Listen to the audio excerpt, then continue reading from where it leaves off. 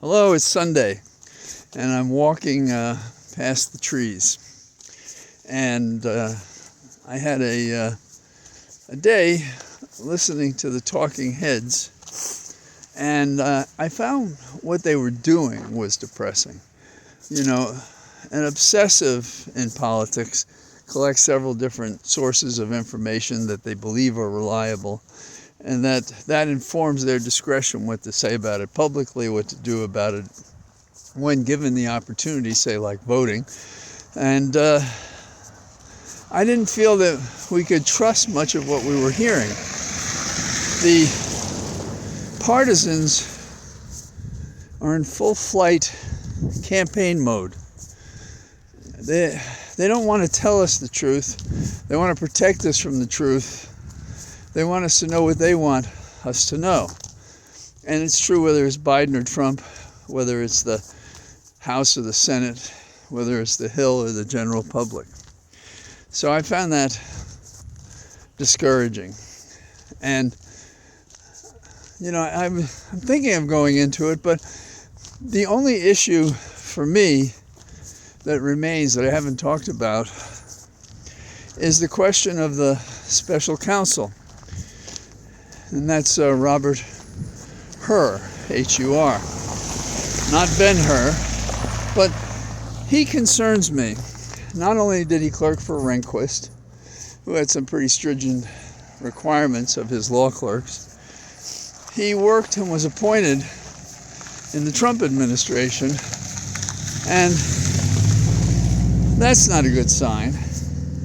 But then there's a chapter in his life as a prosecutor which is distressing to me, which puts him between Rosenstein and the Department of Justice, overseeing the Mueller investigation, which by the in-house rules did not, that is of justice, did not permit there to be a prosecution of Trump. And Rosenstein was in this from the time that he calculated how to get rid of Comey before there was a Mueller, with a letter that claimed it had to do with the Hillary investigation and how Comey had handled that. Then Rosenstein was in charge of Mueller, but he had her, who's now going to handle the Biden investigation, he had her overseeing Mueller. And given how the Mueller investigation ended, meaning that it was nowhere near Trump, except for some statements made by Mueller that he thought there were certain obstruction offenses that could be prosecuted that have not been prosecuted. And then there was the letter by Barr, the Attorney General, no doubt incorporating input from Rosenstein and from, I would guess, I don't know this, from her. I don't know if his fingerprints are on it, but he was in the process. So what can I say about that? It strikes me is that he is so strong a partisan, it is hard for me to believe the praise rumbling around the District of Columbia that he could be fair. And if he can't be fair, how do we trust what's going on? So it's sort of like my experience of the talking heads this Sunday. They didn't seem reliable to me because I could pick up on things that I believe were not true. And here we have this nomination by Garland, who must know the history and who's picking personnel from the worst period of the department in recent years. The department has had problems in the past, large problems, but we're not going to go into those now. So, what should we do?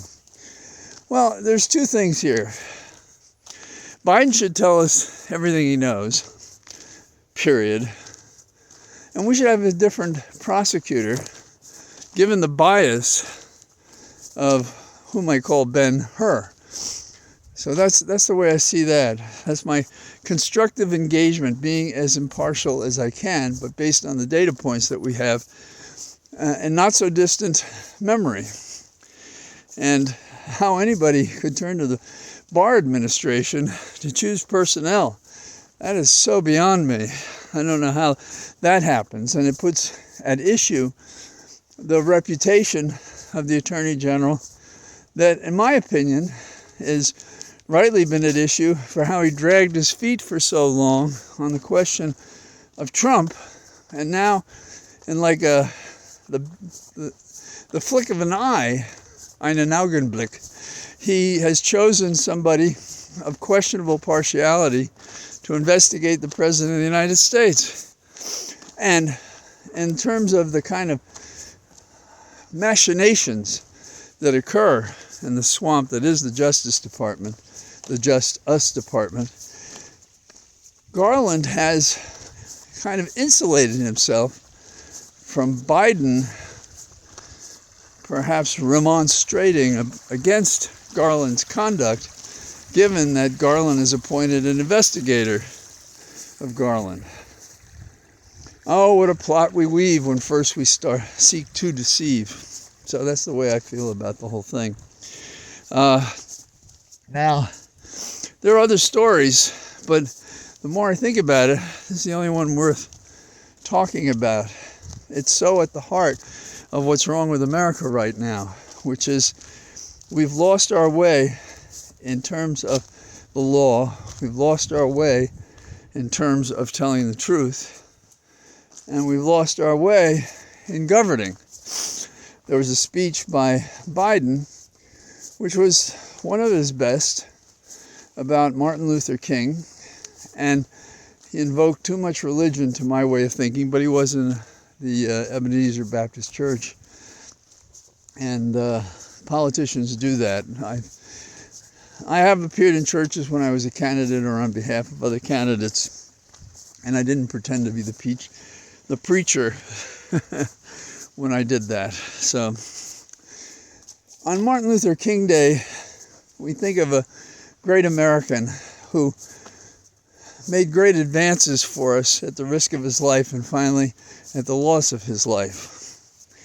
And we have made amazing accomplishments since his days of leadership. And he said one thing that's distressing today, and it is that he thought the arc of justice was a long arc. And I'm thinking that the progress in America has been stopped dead in its tracks when police can kill innocent persons of color, black and brown, when we discriminate so obviously in so many other ways that would have distressed Martin Luther King. You can almost hear his voice ringing in a partly hollow church, talking about how it'll be your character that matters and not your race. I think an accessible commentator in that time, James Baldwin, had a way of talking about our discrimination in America in a way that's not understood by all the people. And he simplified it. He was a very gifted man as a debater and a writer. In fact, James Baldwin read every book in the Harlem Library as a kid and a young man. And that was an accomplishment. But the one thing he said, and I look forward today because I was thinking about it when I heard Biden talking about Martin Luther King. I was looking for a quote I've heard him say. I don't know if I read it on tape.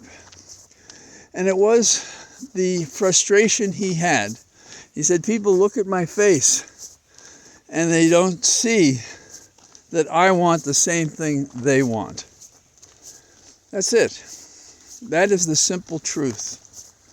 And why people who claim to be Christian and ethical and caring and empathetic could rail against treating equally persons of color. It's beyond me. But I heard the new governor of Arkansas talk about how we're teaching our children to hate. No. If we treat them history, and we do it well, we teach them what slavery was, what discrimination was in America, but we also teach them how we advanced from primitive days in which persons of color didn't have the right to vote.